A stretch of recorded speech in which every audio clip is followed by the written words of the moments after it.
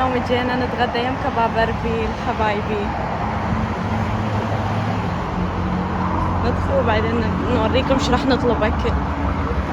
طبعا هسه اجانا المقبلات، الله على السمون والخبز العراقي والشوربه والطرش العراقي والاجواء الحلوه اللي تجنن.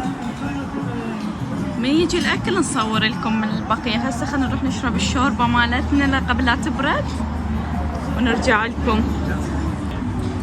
شنو طلبنا؟ مسقوق مسقوق ودولمة وخبز وزلايط مشروبات طبعا بدون تمن. اي لان ما يحتاج تمن. دولمة اطيب شيء. هذا الاكل اللي يجنن، مسقوق سمك والدولمة التشهي الحلوة والخبز الصمون الحلو. وريهم السمكة وريهم. شوفوا ايبا خوش اكل. ها يلا ناكل جونا. ناكل ونرجع لكم. طبعا الدولمة تجنن، جربتها انا طعمها رهيب. تذوب بالحلق. شوفوا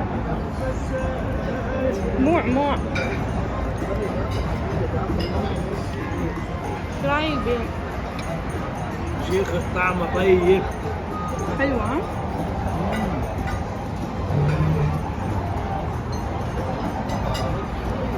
يلا اروح اكل انا بعدين ارجع لكم. طبعا خلصنا الغداء، شاي عراقي لازم والمقبلات هاي الحلوة الضيافة. هاي شاي ورا السمك. شلون شنو كان رايك بالاكل؟ ليش طيب والله يعني عشت ودخلت. اي من السمك. هسه يشرب شاي ونقدر. طبعا اليوم نحن ان شاء الله مسافرين. طبعا اصور لكم الفلوق نكمله وياكم بالمطار بعدين. هسه نخلص ونرجع للفندق نكمل غراضنا، نكمل الشنط مالاتنا، وان شاء الله اصور لكم بالمطار ان شاء الله.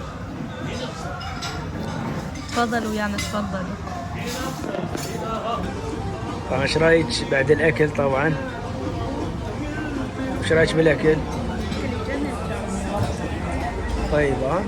الاكل طيب. هسه مع تخلص وشربنا شاي مع الواشين وشوي ياخذ له قيلوله مدة ساعتين قبل السفر.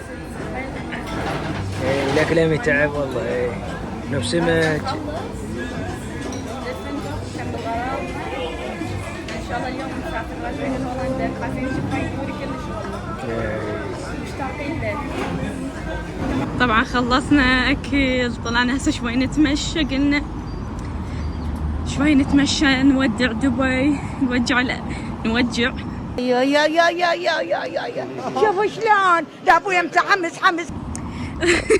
هذا مفعول السمك يا جماعة.